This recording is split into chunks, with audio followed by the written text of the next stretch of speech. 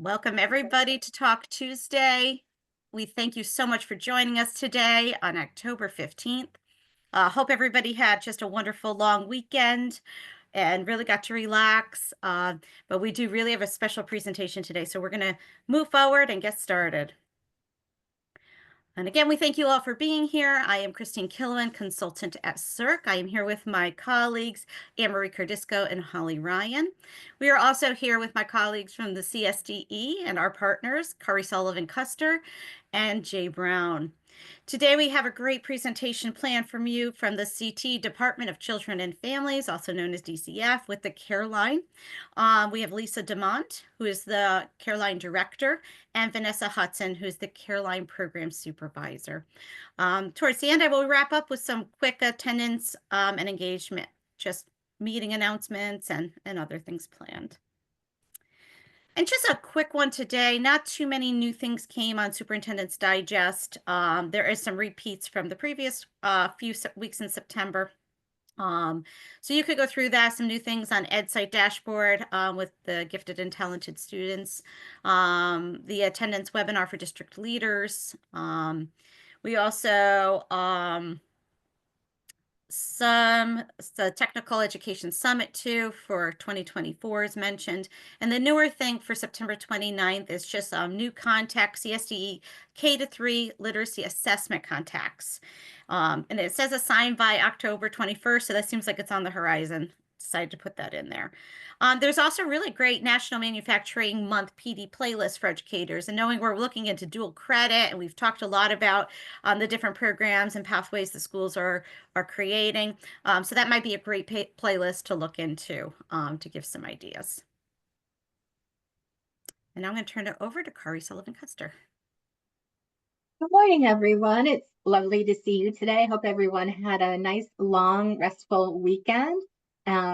I got to meet several of you at the Performance Matters Forum last week, and I really enjoyed seeing people in person. So it was great to see you there. And let's go to the next slide, please. So I saw this on Snapchat this weekend. It was from my daughter-in-law. She has 6 children, and it was posted, and I said, uh-oh, something's going on in her household with 6 kids. Trying to get everyone to school every day is a challenge. So I thought it would be kind of a reminder here that we're now 7 weeks into the school year, and it's chilly this morning. I don't know about you. It's sunny, but it was chilly when we got up, and the weather's getting colder. And so both physical and mental health challenges can start to affect student attendance. Seasonal illnesses like colds and flu, can impact attendance, and shorter days and less sunlight. Some students and families may experience an increase in stress, anxiety, and seasonal affective issues as we get into the winter months. So it's important to check in with families and offer support for both physical health and mental well-being to keep students engaged and attending regularly. I know this, I'm speaking to the choir, you are all living this, I realize that, but I want to introduce this as I share some resources that are coming up from the State Department of Education with our partners at the Department of Public Health over the next couple of weeks. Next slide, please. So some of the things we can do to prevent absences, promote health and wellness, flu shot clinics at school or nearby in the community, healthy habits campaign. I put here for you, School is Better With You campaign has resources that you can print out and share with families. One of them that I think is really important right now is When is Sick Too Sick for School? And it's a very family-friendly flyer that you can print out, and it's in Spanish as well. So you can do it on English on one side and Spanish on the other, and share with your families. So some counseling and check-ins to provide social emotional support, workshops for families related to stress. Family outreach, that means relationships. It doesn't just mean communication in a one-way direction, that we're just sending things to families. We're getting to know families or finding out what's happening with them. Remind families when sick is too sick to come to school. And then we talked about this 2 weeks ago, incentivizing attendance, having attendance challenges, motivating students with fun incentives, but also reminding families when to come back to school when they're sick. Don't rely on the family notes to understand what's happening around illness, because some families may not know that they need to bring notes. They may not know what to do if their students are sick. And so reaching out to families and developing those relationships are important. I also think about the students who are walkers to school at this time of the year as it starts to get cold and the rainy days start to come. Keep an eye out on those students who may have transportation issues getting to school, whose families may not have a car to drive them on days that are poor weather days, and greet those students as well when they come to school, and say how happy we are that they're here because school is better with you. Next slide, please. So in the next couple of weeks, SDE has a couple things coming up. The first one is the next slide. Our Super Talk Tuesday is what I call it. So on October 29th, 2 weeks from today, the Commissioner of Education, together with our partners at the Department of Public Health, will be joining us for Talk Tuesday with the health community, with community-based health organizations, with school nurses and school health personnel, school administrators. It's expected to be a very large Talk Tuesday, in the several hundreds. And so I wanted to bring this to your attention. If you are already registered for Talk Tuesday, you don't need to do anything other than to watch for the link, because the link will be different than the link that you use today. We're going to have to supersize our Talk Tuesdays in a way that we can get more people. And this current Zoom has a limitation to a certain number of people, and we had to expand it. So there will be a new link, so watch for that for next Talk Tuesday. And then encourage folks, your local health partners, your school nurses, and your administrators to join us as well. But they will need to register. A special registration at the bottom there is a one-time registration for people who don't want to hear about Talk Tuesdays every 2 weeks. They would just, if you want to join Talk Tuesdays, just use our regular registration. If you want to join for just this one time, you would use this registration here. So we're excited about that, and look forward to having our partners at SDE and DPH join us. Any questions, or Christine, anything you want to add to that? Yeah, you said it very well, Kari. But definitely, if you're already registered for Talk Tuesday, don't worry. You will receive the new link. That will be through us. Nothing you have to do on your end. But if you have somebody, a colleague, or even a community partner that might be interested in this, you could definitely share this special link. Just let them know the Health and Safety 24 is just for that 29th. But if they are interested in continuing the Talk Tuesday, then they will have to register with the regular link that we use for the consecutive Talk Tuesdays.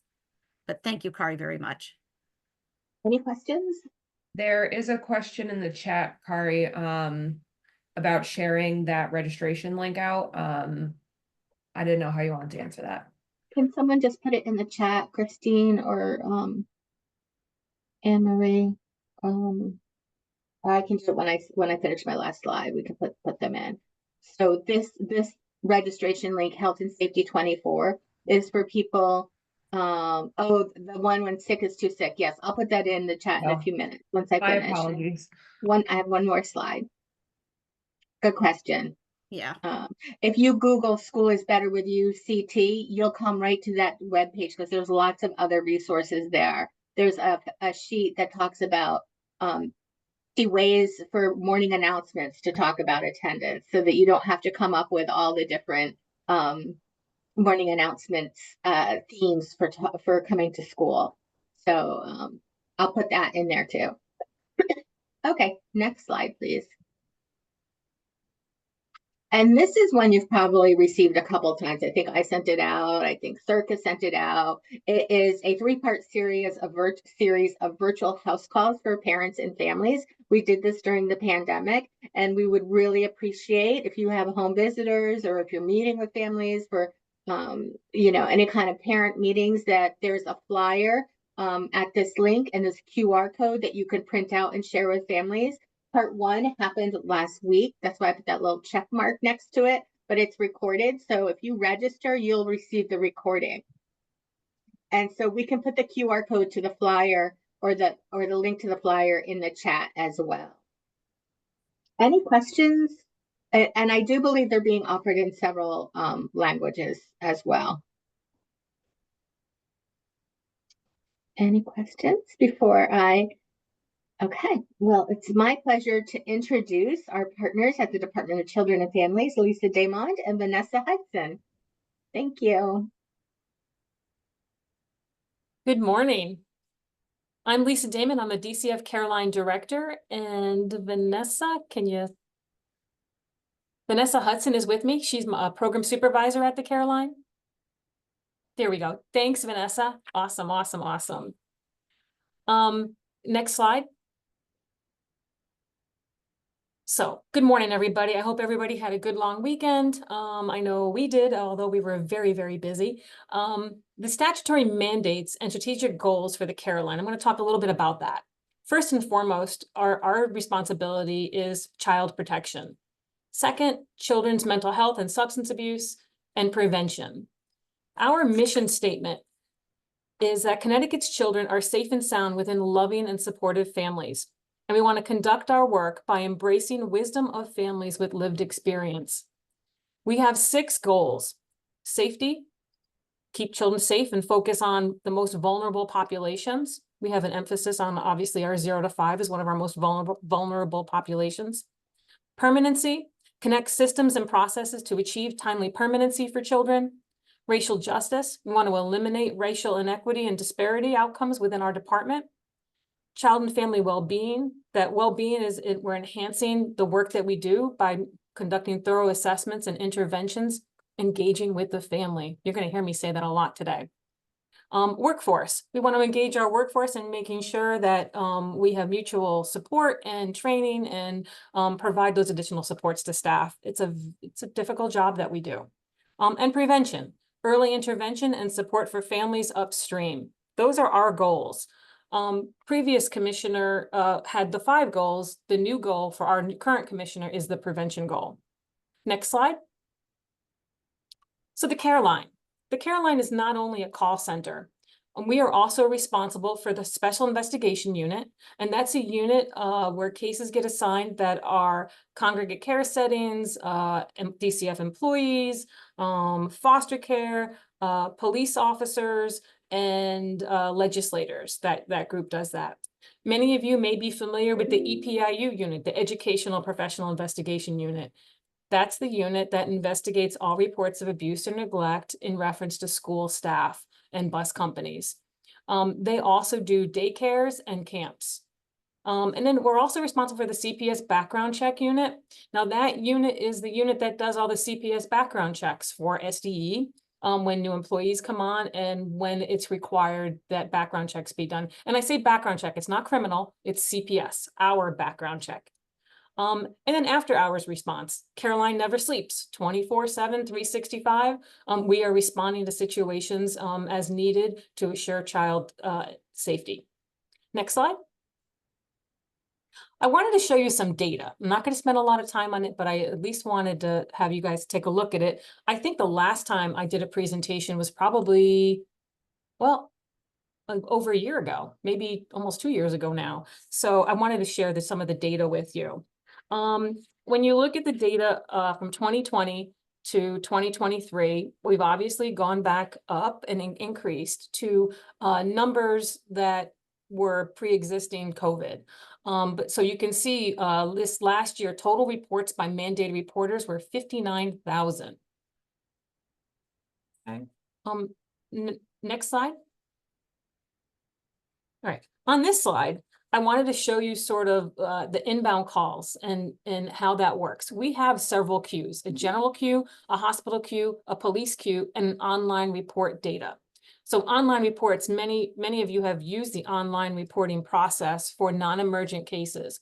If you look at the number where it says completed 13,128 in 2023, that doubled from the previous year. So there were more reports that were being created online. Improper doesn't mean somebody did something wrong. It could be an email that wasn't properly put in or something. I mean, it doesn't mean that it was done inaccurately. I really have to say, from a school perspective, your staff are doing a really, really good job at making reports online that are non-emergent. But if you look at our monthly totals, 111,448, that is our answered and abandoned and call disconnected. Our wait time has greatly improved from, many of you may remember the back in the 2018, 2019 days when oftentimes you were on the call longer than an hour. We don't see that anymore. I mean, I think the other day I saw something was 12 minutes and we were having computer issues at that time, so that wasn't too bad. So we've really made an effort to decrease that. And I think the online reporting process has helped a great deal. So basically, total answered inbound calls and completed online reports were 94,092 in 2023. This year, we've seen a decline. Not a bad thing necessarily, but we've seen our numbers go down a little bit. So, I'll be happy to report out that data next year, at the end of the year for you, if you'd like. Next slide. So, of the reports that we received, 46.36% of those were accepted reports. Okay. As compared to 2020, which was 40.62. Next slide. This slide represents the mandated reporters. Now, about 86% of all our reports are made by mandated reporters. Obviously, you're the eyes and ears. You're seeing the kids on a regular and consistent basis, and you make up the largest number. I'll show you that in the next slide. But about 86% of all our reports are made by mandated reporters. Next slide. Monthly. We always want to track monthly. We always, if you look at, let's see, look at 2023 in the yellow line. If you look at February, March, look at March. We always call it March Madness.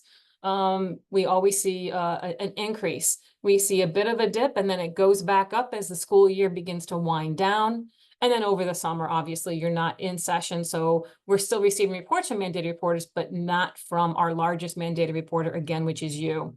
You'll start to see an uptick again in September and October, and then it kind of sort of trails off a little bit until the beginning of next year. Next slide. Okay, this slide I wanted to show you. So schools are our number one mandated reporter. So out of the 86%, 37 or 36.99% of those reports are from school staff, followed by police, then I think followed by mental health professionals at 9.1, and then by hospitals. During COVID, we saw it flip a little bit in that hospitals were up there, kids were visible, so reports were, to hospitals and things like that, and police. So the numbers looked a little different before, during COVID, but you are back up at the top for our number one mandated reporter. Next slide. Okay, so again, just some quick highlights. Total reports received, total reports 68,813. Total reports accepted, 31,902 of the 68,000 reports were accepted. So about 46.3%. Busiest month I showed you, March, always our busiest month. We saw a high acceptance rate in August, which means we accepted more in August. Oops. I'm sorry, something popped up on my screen. I apologize for that. February was our lowest acceptance rate. We saw an increase in our acceptance rate from 2022 to 2023. And again, I told you about the mandated reporters. Next slide.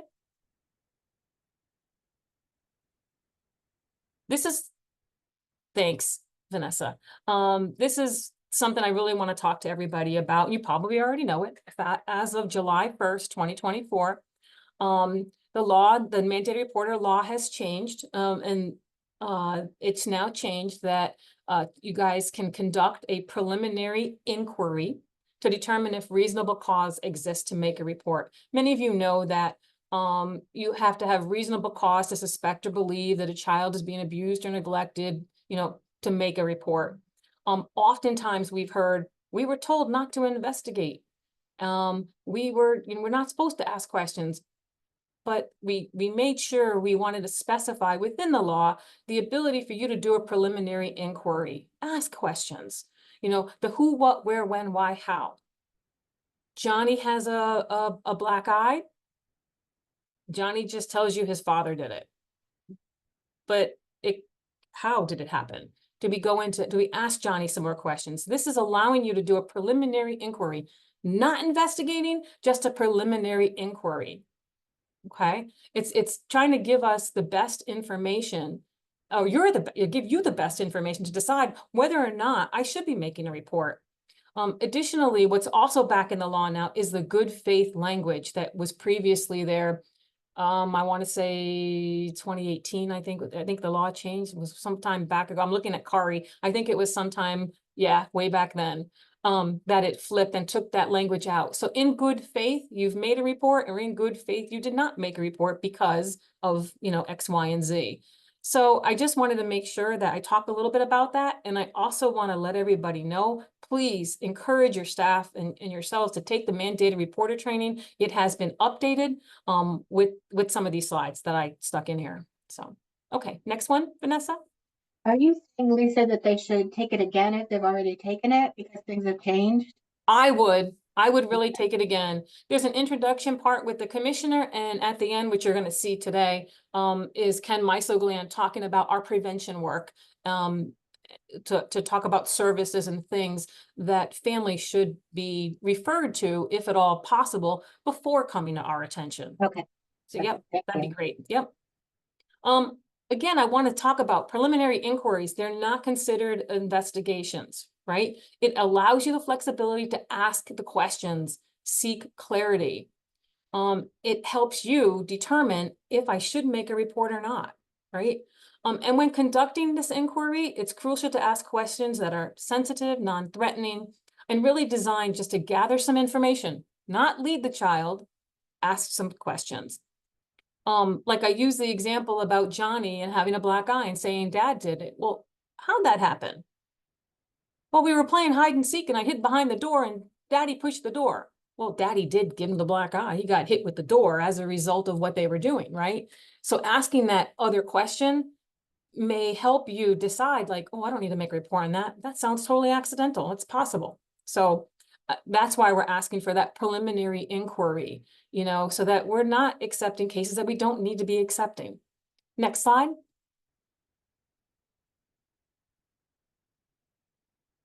And this slide is also from the mandated reporter training. And we wanted to make sure, like, inquiry, preliminary inquiry tips for teachers, create that safe environment, have that child feel safe and comfortable, use open-ended questions, be patient and listen, let the child express themselves, always reassure the child, and observe nonverbal cues. So these are just some tips that we wanted to give educators when talking to a child about some of the things that they're telling them. Next one.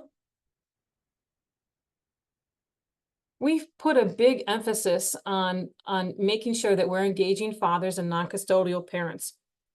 Dads play a huge vital role in their children's lives. And it's really important to be asking the question, dad, gathering some demographic information from dad, about dad. And basically tips on how to obtain it, asking another parent, asking the kids. Oftentimes, if a mother doesn't let us know who the dad is, we'll ask the kid, when we're doing an interview. It's important that we, aren't just calling the mom, that we're calling the dad too. They're on your emergency list. Talk to the dad, ask questions. And these are just some tips to make sure that we're engaging dads and non-custodial parents. Next slide.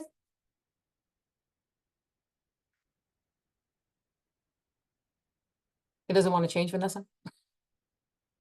No, I'm actually going to show the video.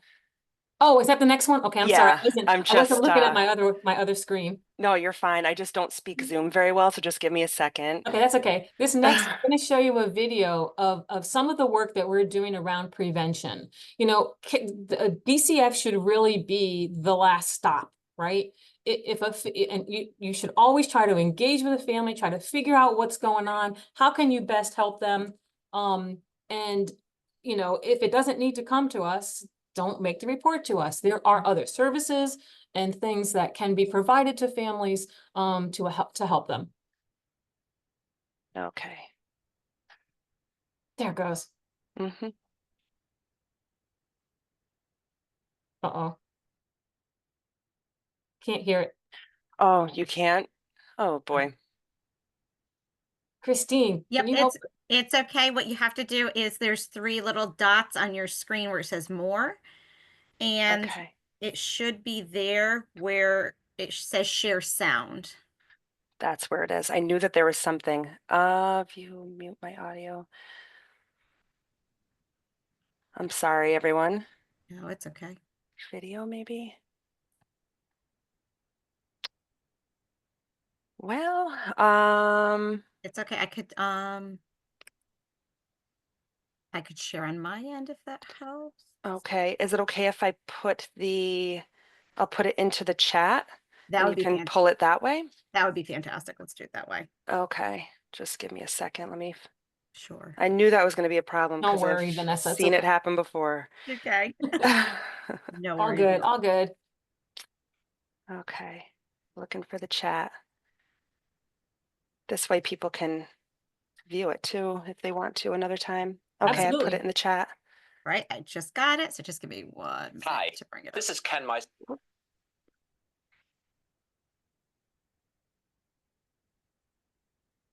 I don't think I would do that slide justice. That's why I really want you to show his. This happens with technology on Talk Tuesday. No worries at all. Okay, sorry guys. There it No goes. worries. Okay. So you just gotta let me know. Isaglan, Chief Administrator. You hear it okay? Yes. Okay. All right. Let me go ahead. Kidding. Hi, this is Ken Meisaglan, Chief Administrator for External Affairs. You've heard throughout this mandated reporter training the steps that must be taken if a reasonable suspicion of abuse and neglect exists. We know from our collective work with children and families, and from being part of families ourselves, that at some point in our lives, all of us will require a little support. Seeking support is a sign of strength. So where do you go to access community-based services? What is available across the continuum in the state of Connecticut? Let's take a few minutes to show you what is available for families and for you.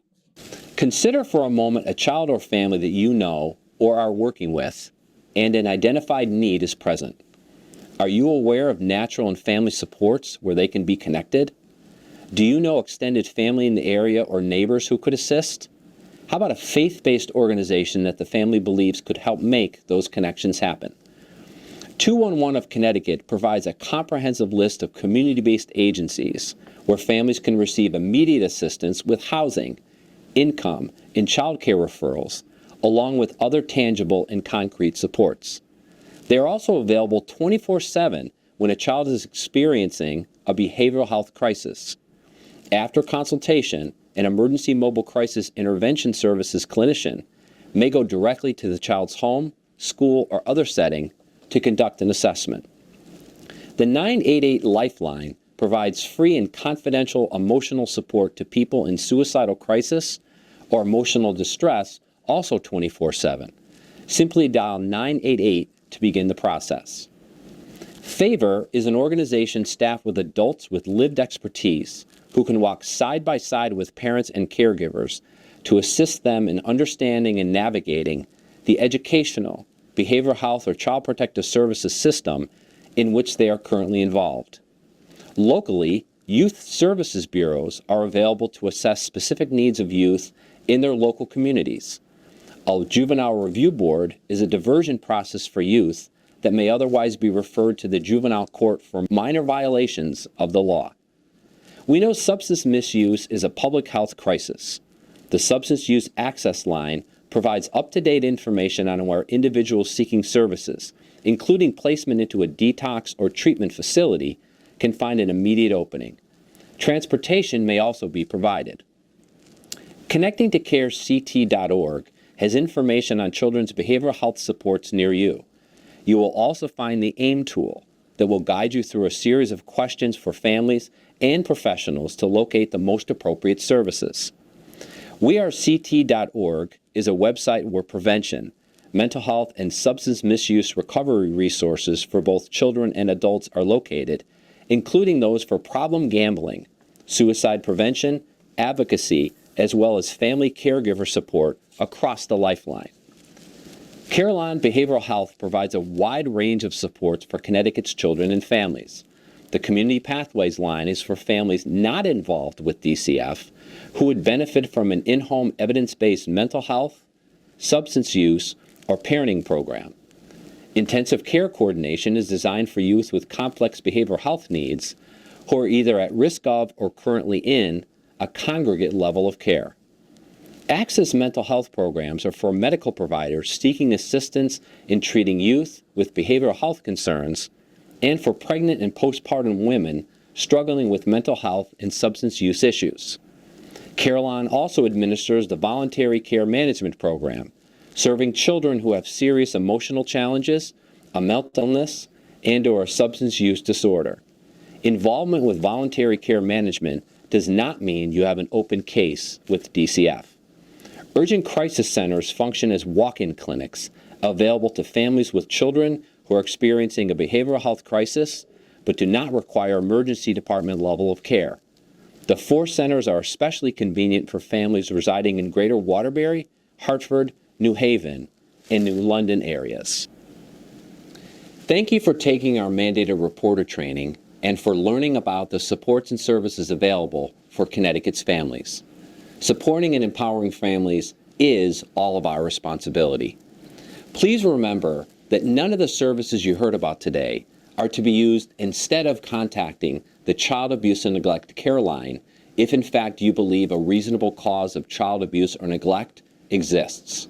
Thank you, everyone. Thank you for sharing that. I'm going to go back to our PowerPoint. Could you go back to the slide real quick? Because I just want to point out the voluntary care management thing to everybody and explain why the Caroline number is still on there. Sure. Hold on one second. Let me Caroline, get back. not Caroline. Hang on one sec. If you could, Okay. and then I'll, Yep. I just got to get back to it. thank you. Okay.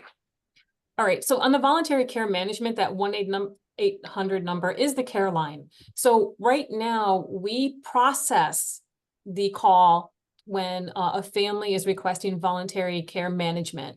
We ask questions, process the information, and we send it to Carillon. We do not create a case any longer in our system. We just are the call referral part. And then we forward that on to Carillon for them to do their assessment and to decide on services for the family. Why is that? And we used to do voluntary services at DCF. Oh boy, how long has it been now? It's been at least 5 years, I think, or more, that we've been contracting with Carillon. We felt that voluntary services should rest with an outside entity, and that's why we created the partnership with the Carillon. Legislatively, we were still required to at least do the referral part of it. So that's why we still do it. You know, in the future, who knows if we'll continue that or if it will just go directly to Carillon. But for now, if someone is looking for voluntary care management, you would encourage them to call the care line. Thank you. Vanessa, I'm going to let you take over and talk about referrals reports to the DCF care line, emergent, non-emergent, and some of those other characteristics. Go ahead. Sure. Hello. So this slide is actually a screenshot of something that we sent out we're going back to 2018 to all of the educators in Connecticut. And it kind of talks a little bit about emergent situations and non-emergent situations and different methods for making reports. So as you all know, there's an oral report that you can make for any situation where you have a suspicion of abuse or neglect of a child. You can do that by dialing our 1-800 number, which is the first number in red. There's also a backup line in the event there's an outage with our phone system. You can always call that second number. And emergent situations are when there is a child who you feel is in immediate harm, or a child is in need of emergent medical or mental health treatment or care. When a child or you, as the reporter, have a realistic fear of further abuse or neglect within the next 24 hours, or you feel that the child and the family will be inaccessible after the next 24, within the next 24 hours. Those are considered emergent situations. And for all of those situations, we ask that you call and make an oral report. If those categories are not present, you can use our online portal. I don't know if any of you have been able to utilize it yet, and I'll show you how to access it. But you're able to access this portal. The rest of the pamphlet here, I'll go over in some subsequent slides. So just kind of talking a little bit about educational neglect. For children who are under the age of 12 who have excessive absenteeism, and a parent has or a caregiver has failed to meet the educational needs of the child, that's considered educational neglect. You'd make a report to the DCF care line, and we more than likely would accept that if there's some sort of neglect present at the hands of the parent or the caregiver. For children who are over age 12, we really look at truancy versus neglect. And if there is a situation for a child over the age of 12 whose parent has really failed to ensure attendance, that's considered educational neglect. However, if the child is over the age of 12 and there's excessive absenteeism, and it's through their own intent, and the parent has attempted to ensure good school attendance, it's considered truancy, and DCF really doesn't get involved with truancy, and that's more handled through the school district. We're going to pass out this PowerPoint too, so that you'll be able to read further with all of these slides. Vanessa, can I stop you for 1 second? Yeah, Could of you just go course. back one more? Sure. I know we're going to hand this out, and or everybody's going to be able to have access to this, but I just really want everybody to understand that when you're determining excessive absenteeism, you have to look at the age of the child, the health, the level of functioning, academic standing, and really dependency upon the parent.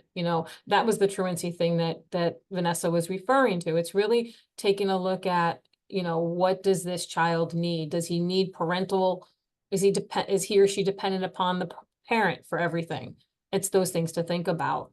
And then in thinking about the parent, when we want you to, or we'll ask you, even if you call it in, or we'll ask you even if it's online, like, what were your efforts? What did you do to engage this family? You sent letters, you met with the family, she came in a few times, or dad came in a few times, you went out to the house, you referred them to services. Like, we really want to know the efforts that have been made when we're taking a look at whether we should be accepting an educational neglect allegation. Right, and I really like what Kari Sullivan Custer said about offering services and those links that you provided in your PowerPoint, because those are all efforts that the school makes to work with the family to help engage and have this child's attendance improve. And if those efforts are not, the efforts that you're making to help the family, if they're not really following through, then definitely at that point, make a report to us, and we will assess for acceptance for educational neglect. Right. And it's also thinking about where the family is at that time. What are they going through? Like, what's happening in the household that, maybe by making a referral for a service is a lot more helpful than calling DCF, and things like that. Go ahead. Right. Sorry. All right. So when you're making an oral report, or if it's on the portal, there's some information that we will need, but if you don't have all of this information, still make the report, and just, if the information is not known, then it's unknown. But we really would like to know the names and the addresses of the child and the parents, mothers, fathers, or other. The age of the child, the date of birth would be great. Hopefully you have that in your system. The gender of the child, and the nature and the extent of the child's injuries or maltreatment or neglect. We want to know the approximate date of the abuse or neglect when it occurred, if you have it. Information concerning any previous injuries of abuse, or I should say injuries to or maltreatment or neglect of the child or his siblings. Also, the circumstances in which the abuse or neglect became known to you as the reporter. The name of the person or persons suspected to be responsible for causing abuse or neglect, and the reasons that such persons are suspected for causing the abuse or neglect. And any information concerning any prior cases. We ask this especially for those border towns. We have access to DCF Connecticut, but there's those families who kind of jump back and forth from state to state if they're living on the border. We do ask if you know of any information regarding prior cases to include if they live in Massachusetts, Rhode Island, or New York, or any other state. And whatever action, if taken, to treat and to assist the child. So those are some questions that we definitely, the social workers that will ask and on our portal. So there's two easy ways. This is how you access the portal. I told you I would show you how to get there if you haven't been there yet. You can use that address that's on the left. That's the preferred method. It's the easiest way to get to the portal. But quite honestly, and I've done this many times, you can type in DCF, CT, portal, mandated reporter portal, and it'll pop up for you. But here's this is what it'll look like. Let me get to the next slide. It'll sometimes, depending on how you typed it in, it will bring you right to the portal. It might bring you to this popular links page, and you can click on the mandated reporter portal, non-emergent reporting, and it'll bring you right here. This is our DCF portal application page. You'll see that there are 3 different applications, and you will be using the center one, the middle one to make the report online. When you click that, you'll see that before you click it, you'll see that there's the more information on the left in blue. It's a link that'll take you to most common questions, the FAQs. It'll have some information for you there. And also on the right, it has a training that you can take on how to actually use the portal. And then once you click on the portal, it'll bring you to this. It's the ID Me. That's how you sign in. If you've already created an ID Me account, you can just click right in. It doesn't take long to create one. And then once you are in the system, you will be able to make your report. And actually, I think on the left there, those are the info. You'll see the FAQs, how to contact us, about us, and different links that's what that more info, I believe, will bring you to. And this is just some information for you that this portal went live, I want to say June of 2022. We used to have, if you all remember, a PDF form that you would fill out and email to us. That was enhanced to an actual portal. So we created that portal back in June of 2022. And then in March of 2023, we created some enhancements that I think you will all really enjoy, because it gives you the ability now to have multiple attachments that you can download into the portal that will make it to our screener. And then also, if we accept your report, we send it to the area office. Maybe those attachments could be, maybe they wrote a essay and you wanted to include the essay, that you had some concerns in the essay. Maybe it has pictures, or maybe you have attendance records that you want to attach. We've also improved the questions. We're eliciting more information, and you'll have additional pop-ups that'll kind of guide you to let you know exactly what information we're looking for. I got to say, the school, Lisa has brought this up already. Schools have done a phenomenal job in completing these reports through the mandated reporter portal. So we really thank you for that. It's rare that we have to call back to ask further questions. So continue to do what you're doing and educate your peers on this portal. We also have upgraded hard stops. So there's times where you might feel that it might be a non-emergent report. You know, you've decided that, you've gone through the questions, but then you realize, or the system will realize, oh, this is emergent. We're going to stop you right there, and it'll tell you to please make an oral report. So you'd have to call that 1-800 number to make an oral report. You also now have a one-time opportunity to download a copy of your submitted CPS report that you can put in the child's record. And there's also now a dashboard. So you can see all of the reports that you've made to our DCF Careline through the portal, and it'll have reference numbers. And lastly, you also now have the ability to save reports that are in progress. Maybe something came up, you know, your attention was pulled to another situation, or maybe there's a fire alarm, and you have to stop making your report. You have up to 12 hours now to go back and continue your report. And that's in conjunction. The 12 hours comes from the mandated reporter laws, because as a mandated reporter, you have to make a report if you suspect abuse or neglect within 12 hours from the time that you became aware of the information. So those are the new enhancements that we've made. And we're really excited about it. Let's see. Second to last slide, before we see if anyone has any questions. This is the Empowering Mandated Reporters brochure, and you can download it. It goes over our the commissioners and DCF's initiatives. We have the child safety practice model that we use to assess the safety of children. We look at, it's called the ABCD paradigm. We assess adult protective capacities. B, we look at behaviors of concern. C, we look at child vulnerabilities. And D, we look at any dangerous conditions. And we take that ABCD paradigm and we make an assessment to determine the child's safety in the home. We are also very much involved with engaging fathers in their children's lives. It's the Fatherhood Engagement Initiative. And we also on this have some other resources, web links, and training that you can take. So it's a really great brochure to give you some information.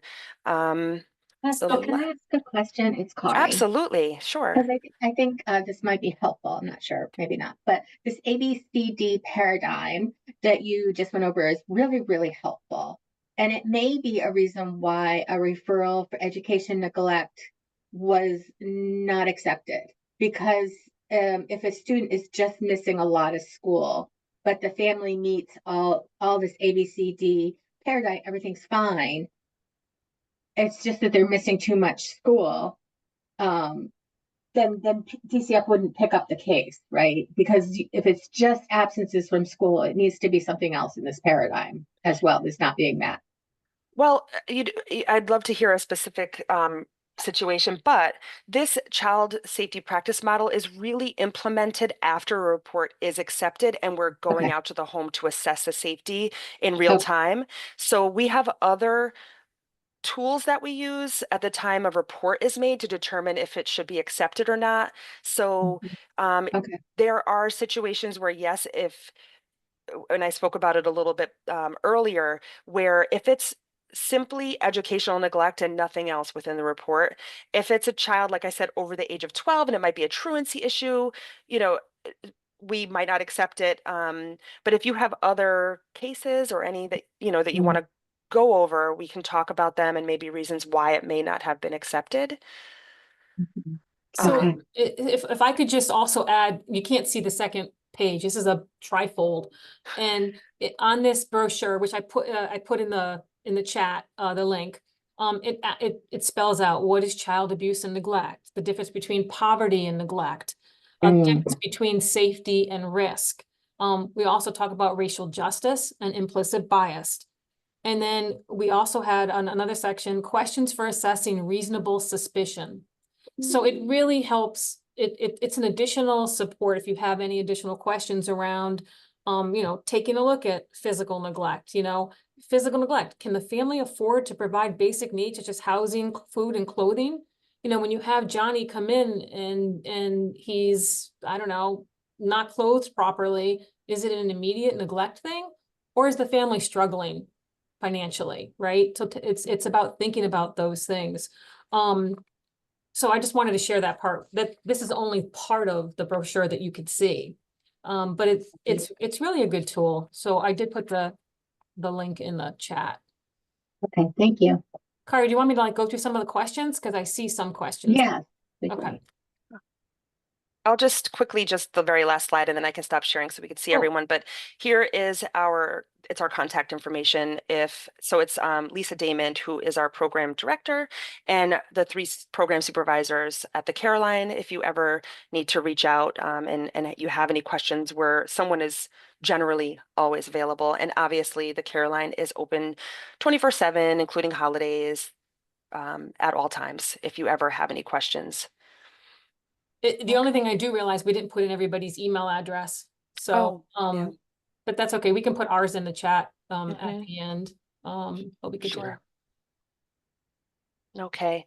All And right. I know there's some questions, and I also see Ashley Hutchinson has her hand up. Oh, let's go with the hand up. Ashley? When you were talking about educational neglect, I know you said if you had a specific scenario question, which I did. So I recently had a student, who has not been to school in many months. The end of the school year last year was a little rough. This school year was not attending school either. And has not attended at all, honestly, this whole school year up until maybe last week.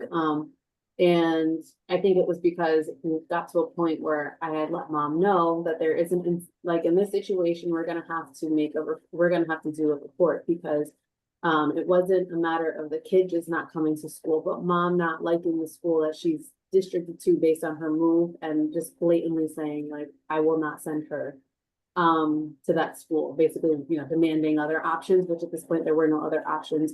And I did make a report.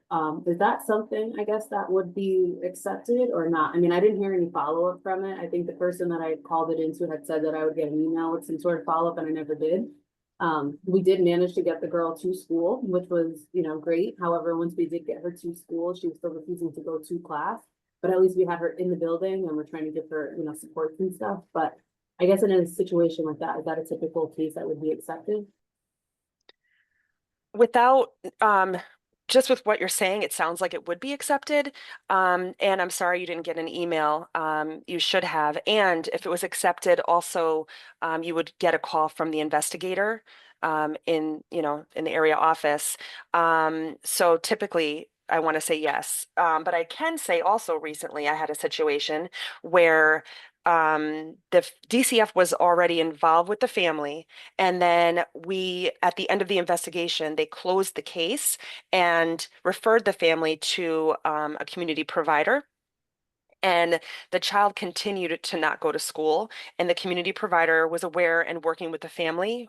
The community provider is someone who we contract with, and so a new report came in, and it was not accepted because we gave the information to the community provider, who was going to be continuing to work with the family and help build, help with the help to support the family to ensure good attendance. So that also, so not knowing the situation that you're describing, I don't know the history behind everything, but that's, there's a lot of nuances.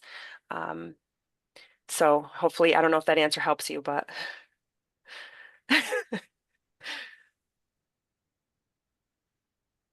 All right. And then I heard there was some in the chat. I wasn't following it while I was talking.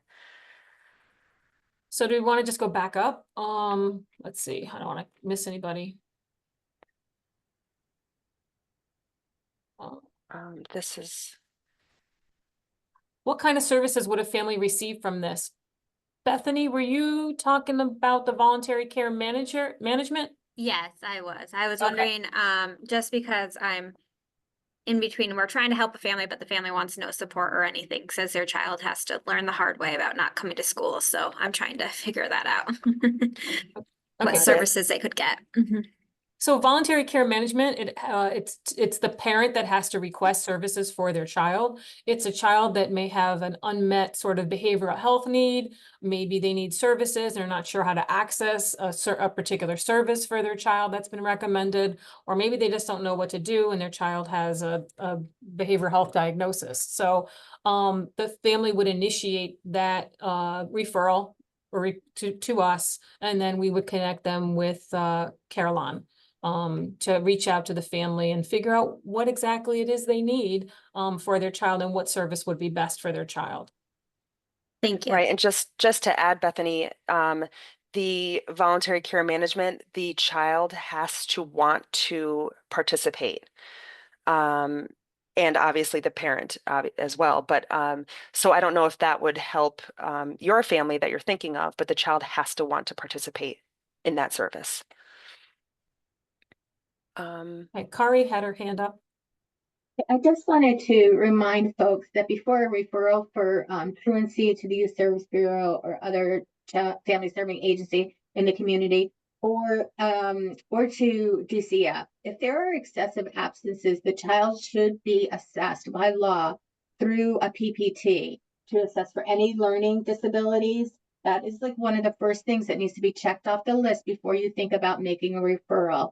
That the law requires if there's excessive absences. Unfortunately, it doesn't say what that means, but if it's more than 10%, there's there isn't a number, so I'm not going to say one. But if there's excessive absences and you're considering a referral to DCF, or you're considering a referral for truancy to your Youth Service Bureau, there needs to be a meeting with the parent within 10 days, and there also needs to be a referral for assessment to the PPT for an IEP to make sure there are no learning disabilities happening with that child that is preventing them from coming to school and being successful. So Bethany, I think that was one of your questions, like what would be a parent attempt? Like these are all the things that we would want you to do before you're calling us with a report, right? Yeah, that's exactly what my question was involving. However, if like a parent is refusing to meet, our parents refusing these services, is that a time that we would make that then you would refer. I think if the parent is refusing to come to a meeting and the parent is refusing to have their child be assessed for learning disabilities, then that would be a referral. There, I put in the chat a link to the truancy webpage, and on the truancy webpage is a truancy referral guide for Youth Service Bureau. There's a form and there's a guidance document, and you can kind of parallel the two when you're thinking about making a DCF referral as far as what has to happen with a family before you make that referral. So check out that truancy page. A lot of people aren't aware of it. Truancy, of course, is 4 unexcused absences in a month or 10 unexcused absences in a year. And those unexcused absences mean you were not able to verify them with a family, whether through note or phone call or any other way for the reason. So take a look at those documents, but make sure you're doing due diligence to build that relationship and make that connection with family before you make any referral anywhere. The school needs to make sure they're trying to get to the root cause and to the bottom of what's happening. Engage. You know the family best. You see these children every single day for 6-8 hours at a time if they're active in sports or whatever. Like you guys have a good relationship with them, with those children. You've established that, you're working on that. Engage with the parents. Let's help figure out what's happening and how we can best help families. I know we're winding down. We got 2 minutes, but I just want to, Kenneth, I see your comment in here. Has there been any campaigns geared towards educating families about DCF? Yes, there's been stuff through the Favor group. Those are parents with sort of lived experience that are there to help families. There are state advisory councils, local advisory councils in each sort of area. There's a lot of work being done on prevention. Future meetings, hopefully you can have more of that information. You can even reach out to the commissioner and Ken and sort of, they can talk more about that, but there's been a lot of work around prevention and getting the word out about where services are. Hence why there's a new mandated reporter training that captures the commissioner statement, and Ken at the end talking about the prevention. The video you just saw, that's in mandated reporter training. It's in trainings like, or presentations like these that I'm making sure I'm talking about that, and other presentations that we all attend. It's important to share that prevention work that is being done. So yes, do we need to do more of it, Kenneth? Absolutely. But you know, I know we're getting there, and we do have groups of people, and oftentimes even on regional advisory councils or on state advisory councils, there are parents that are representing are represented, I should say, at those groups. Their voice is important and we need to hear it. Any other questions? I hope this was helpful. Very helpful. I found it very helpful. Thank you. Christine, do you want to close us thank out? you. We still have Thank you. questions. Always do contact we- me. The slide decks, and you know where the Talk Tuesday webpage is. You can always reach out to me, and I can help make connections to Lisa or Vanessa. We can answer those questions as they come up. I get calls all the time. I have this student, this family, and this is what's happening. So feel free to call me if you have questions. Great. Thank you so much. Thank you, Lisa, Vanessa. Thank you for Kari for mentioning that. We're just going to quickly wrap up. We thank you all for taking your time to be with us today. We will definitely follow this up in an email. But just to wrap up with a few slides, we still have our Talk Tuesday survey. Thank you so much for those that already responded. We got some great responses, some great information to help guide us forward. But please, we're always looking for more as well. So I put the link in the chat box. If you have not filled out that survey yet, your feedback is valuable to us. And then just keeping in mind our upcoming Talk Tuesdays. Again, if somebody needs to register and you know a colleague would really like this, please send them that registration link. Just a reminder, like Kari mentioned, October 29th, you will be getting a follow-up email on that as well, with the new Zoom link attached. And again, if you're registered for Talk Tuesday or consecutive ones, you do not need to re-register. It's only for those that just want to attend that October 29th. And just our contact information, like Kari mentioned, if you have questions or feedback or thoughts, please reach out to us. Our email addresses and our phones are right in the PowerPoint. We thank you again for being with us. I hope you have a fantastic day and a great week ahead. Thank you all. Thank you, everybody. Tina, if you want to stay on the line, I'd be happy